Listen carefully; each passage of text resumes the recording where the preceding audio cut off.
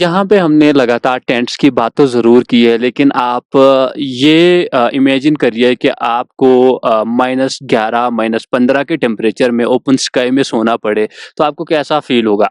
और यहाँ पे जो यहाँ के लोग हैं, ख़ास तौर पे करगिल के, लद्दाख के, इस पूरे इलाके के जो लोग हैं, वो ओपन स्काई में सोते हैं, ख़ास तौर पे अपने राइट्स के लिए जो उनकी माँगें हैं। तो हमारे साथ यहाँ पे मौजूद हैं, इनसे बात करने की कोशिश करेंगे कि ऐसी क्या मोटिवेशन था इनको कि ये इतना ठंड में जो फ्रीजिंग टेम्परेचर है यहाँ पे -15 है, तो इसमें ये ओपन स्काई में सोते हैं। सर आप अपना नाम बता दीजिए और आप करते क्या हैं? मेरा नाम नामग्यल है, तो मैं लेह का एक बाशिंदा हूँ। तो अभी और जो आपको मालूम है यहाँ पर जो एक माँग चल रही है कि लद्दाख को संरक्षण की बात की जा रही है, छठे शेड्यूल की बात की जा रही है, स्टेटहुड की बात की जा रही है, बच्चों को नौकरियों की बात की जा रही है। तो उसके उसके चलते तो यहाँ पर लोग जद्दोजहद कर रहे हैं, तो उसमें मैं भी अपना योगदान दे रहा हूँ।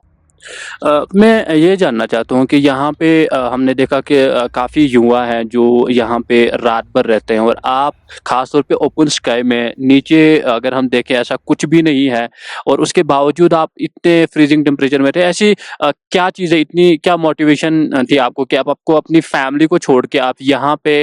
इस ओपन पार्क में बैठ के अपनी माँगों के लिए लड़ रहे हैं और इन जैसे युवाओं के साथ खड़े हैं? बिल्कुल, बिल्कुल। एक संघर्ष है, एक स्ट्रगल है, एक पीसफुल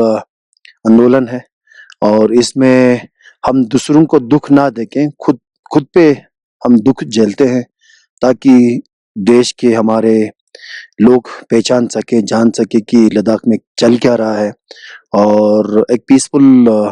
एक एक एक हमारा एक मुहिम है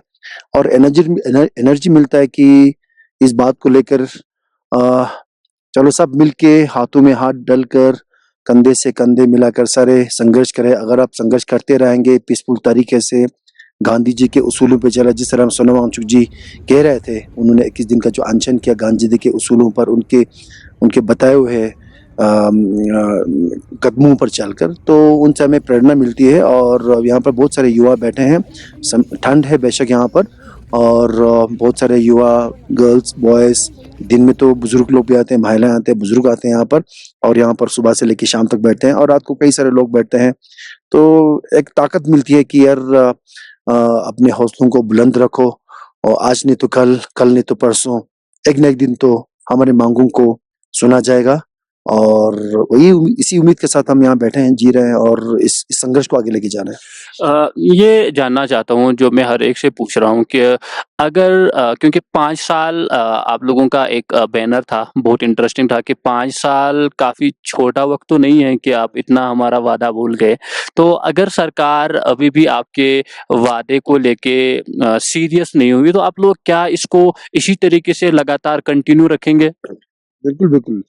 जिस तरह से जो यूनियन टेरिटरी का जो हमारा डिमांड था, माँग था, वो बहुत पुराना माँग था। हमारे जितने भी नेता लद्दाख जिन्होंने लद्दाख को लीड किया, कुशोक बाकुला रिम्पोचे जी, जो हमारे गुरुजी रहे और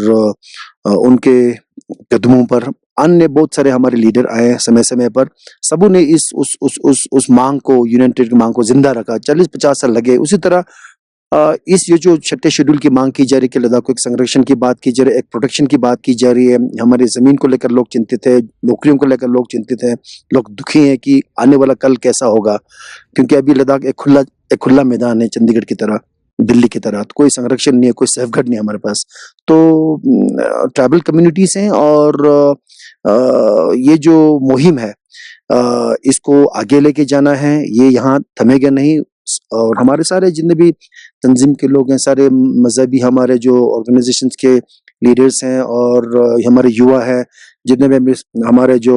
स्टूडेंट्स ऑर्गनाइज़ेशंस हैं, यूनियंस हैं और सारे महिलाएँ, सारे दूर-दराज़ इलाके लोग सारे इकट्ठे इस मुहिम के साथ जुड़ा है और और ये चलता रहेगा जब तक सरकार हमारी बातों को नहीं सुनेगी, ये मुहिम चलता रहेगा और एक पीसफुल तरीके से ये आगे चलता हो सकता है अब आने वाले समय में हो सकता है लोग नुब्रा में अलग से करें, ज़ांस्कर में करें या करगिल में अलग से करें, अभी पीछे किया भी था और द्रास में अलग से करें और हर जगह से ये आवाज़ उठे कि यार लोग बहुत परेशान हैं और लोग को अपनी आवाज़ को बुलंद करना चाहते हैं और मुझे लगता है कि कहीं कभी न कभी वो समय आएगा जब सरकार हमारी बातों को सुनेगी और जो हम माँग कर रहे हैं, एक जायज़ माँग जो भारत के संविधान के अंदर है, वो उन्हें मुझे लगता है कि अगर देगा तो बड़ी अच्छी बात है। लद्दाख एक एक संवेदनशील इलाका है, एक स्ट्रैटेजिक डेस्टिनेशन है, तो मुझे लगता है बॉर्डर पे जितने भी लोग रहते हैं, अरुणाचल से लेकर लद्दाख तक, जितने भी जो सीमा पे जो लोग रहते हैं, उनको खुश रखना और हमेशा बॉर्डर के लोगों ने आपने देखा है हमेशा जब भारत की सीमा को बचाने की बात आती है तो लोग अपनी जान को हथेली पे लेकर कंधे से कंधा मिलाकर हमारे फौजियों के साथ, हमारे बहादुर सिपाहियों के साथ हम आगे चलते हैं और उनके साथ बलिदान देने के लिए हम भी पूरा उनके साथ आगे चलते हैं। तो अगर उनकी बातों को माना जाए और लोगों के हाथों में अपने जो ये जो हमारे जो इलाका है, जो यहाँ पर जो लद्दाख, लेह और करगिल दोनों खित्ते को अगर एक डेमोक्रेटिक सेटअप उनको दिया जाए, तो ताकि वो अपना भविष्य खुद निर्णय कर सकें। तो अगर ये सरकार मुझे लगता है कि अगर ये दें तो लोग सरकार की जय-जयकार होगी। मुझे लगता है ये संघर्ष आगे चलता रहेगा जब तक हमारी बातों को सुना नहीं जाएगा। यहाँ के लोग मैंने सबसे ज़्यादा खफ़ा देखे हैं मीडिया को लेके। यहाँ के लोग काफ़ी ज़्यादा मीडिया से खफ़ा हैं। तो आप की लाइफ़ का काफ़ी एक्सपीरियंस होगा मीडिया का, देखा हुआ होगा आपने काफ़ी लंबे अरसे से। तो क्या वजह है कि आप लोग इतना खफ़ा हैं मीडिया से? अब वो जायज़-सी बात है ना, अब देखो यहाँ पर गांधी जी ने 21 दिन का एक फर्स्ट अनटू डेथ रखा, ठीक है? आमरण अनशन रखा गांधी जी ने और उन्हीं के उसूलों पर चलते हुए सोना वांगचुक जी, जो एनवायरमेंटलिस्ट हैं, जिन्होंने क्लाइमेट फास्ट की और पूरी दुनिया ने उनको देखा, एक संघर्ष उन्होंने एक मुहिम को छेड़ा उन्होंने, लद्दाख की लोगों की आवाज़ को लेकर, उसको बुलंद करने के लिए, सरकार को सुनाने के लिए कि लोग क्या चाहते हैं और पीछे जो 21 दिन का जो उन्होंने यहाँ पर जो फास्ट रखा है यहाँ पर और हज़ारों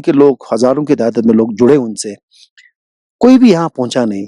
बड़ा दुःख होता है जब देखो जब लद्दाख, कई सारे लोग कहते हैं लद्दाख हिंदुस्तान का ताज है, हम भी मानते हैं इस चीज़ को और लद्दाख एक हिंदुस्तान का एक गरिमा है। एक और ये ऐसा एक इलाका है पूरे भारत में, ऐसा एक डिस्ट्रिक्ट है जहाँ पर 2 हमारे सीमा लगती है। जो सबसे 2 बड़े दुश्मन है, चाइना, पाकिस्तान सामने बैठा हुआ है। तो चाहे 62 की जंग की बात करें आप, 2000 की करगिल की जंग की बात करें, 1965 की बात हो, 71 की जंग हो, सारे जितने भी जंग लड़ा गया, वो लद्दाख की सरहदों पर, लद्दाख की सीमाओं पर लड़ा गया। और बहुत एक डिफेंस पॉइंट ऑफ व्यू से एक इम्पोर्टेंट डेस्टिनेशन है। तो मुझे लगता है कि इसको सँभाल के रखना देश के हित में है, लोगों को खुश रखना, लोगों को एम्पावर करना। देखो डेमोक्रेसी में क्या होता है कि जो डेमोक्रेटिक इंस्टीट्यूशंस वो लोगों के और करीब लेना चाहिए, लोगों के दरवाजे तक और पहुँचाना चाहिए। यहाँ पर जो हमारे जो प्रतिनिधि हैं, जब हम जम्मू कश्मीर का हिस्सा हुआ था करता था, हमारे पास 4 एमएलए थे, जो रिप्रेज़ेंट करता था लद्दाख के लोगों की आवाज़ को असेंबली में, 2 करगिल से, 2 लेह से और एमएलसी भी होता था। वो सब खत्म हो चुका है अभी। अभी हमारे पास सिर्फ़ एक संसद है, जो चुन के जाते हैं और सरकार तक अपनी बातों को पहुँचाते हैं। इस बार वो भी नाकाम रहा, बुरी तरह फ़ेल हो चुका हमारा जो संसद, जिन्होंने छठे शेड्यूल की माँग को अच्छी तरह से वहाँ संसद में इस बात को उठाना था, तो वो उसमें नाकाम रहे और मुझे लगता है कि जब तक आप लोगों को एम्पावर नहीं करोगे, लोगों को अगर आप लद्दाख को इस तरह से एक ब्यूरोक्रेटिक सेटअप में रखोगे, तो ज़ाहिर-सी बात है जो लोग जिस तरह से लद्दाख को देखना चाहते हैं, जिस तरह से लद्दाख को चलाना चाहते हैं, मैं तो ये सरकार से ये सवाल पूछना चाहता हूँ, क्या लद्दाख के लोगों में क्षमता नहीं है? क्या वो मिनिस्टर्स नहीं बन सकते हैं? एक से एक अच्छे मिनिस्टर्स बन के हमने देखा है जम्मू कश्मीर सरकार में, रिजिन जोरा जी से लेके, त्सरिंग लकरुक जी से लेके बड़े-बड़े नेता पहुँचे और काबिल-ए-तारीफ़ उन्होंने काम किया। इस तरह से तो लोगों को एक जो एम्पावरमेंट की बात है तो वो लोगों को देना चाहिए। हमारे पास 2 काउंसिल है यहाँ पर, 2 छोटे काउंसिल्स यहाँ पर लेह और करगिल में, उस काउंसिल को एम्पावर करना चाहिए और जो लेजिस्लेचर की बात कर रहे हैं हम, लेजिस्लेटिव पावर्स की बात कर रहे हैं, एक्चुअली हमारा जो यूटी का जो डिमांड था वो विद लेजिस्लेचर था, पौंडीचेरी की तरह। अगर हम लेजिस्लेचर हमें देते, यहाँ पर अपने काउंसिल ऑफ मिनिस्टर्स होता, तो एक अच्छा बात था। तो अभी ना वो दिया गया, ना यहाँ पर कोई संरक्षण है, पूरा खुला मैदान बन चुका है, कोई भी आके यहाँ पर इस तरह से तो कई सारे यहाँ पर मुद्दे हैं, कई सारे यहाँ पर इश्यूज़ हैं, कंसर्न्स हैं लोगों के। तो मुझे लगता है इन बातों को केंद्र सरकार को गंभीरता से इसके बारे में सोचना पड़ेगा। यही वो चीज़ें हैं जिनको लेके यहाँ पे जो लोग हैं वो काफ़ी ज़्यादा खफ़ा हैं, फिर वो सरकार की बात हो या मीडिया की बात हो, और यही माँग है कि सरकार हमारी माँगों पे गौर करे और जो हमारी जेन्युइन डिमांड्स हैं, उनको जल्द से जल्द पूरा किया जाए, ताकि लद्दाख को बचाया जाए और लद्दाख के माहौल को बचाया जाए, क्योंकि लद्दाख का एनवायरनमेंट लगभग 2 बिलियन लोगों के लिए मायने रखता है। और यहीं पे वो जो ग्लेशियर्स की जब बात होती है, तो ये वो ग्लेशियर्स हैं जो दुनिया भर के लगभग साउथ एशिया के 2 बिलियन लोगों को पानी पहुँचाता है। और अगर यहाँ के ग्लेशियर्स इसी तरह पिघलते गए, तो आने वाले समय में खाली लद्दाख नहीं, बल्कि एशिया के 2 बिलियन लोग प्रभावित हो जाएँगे।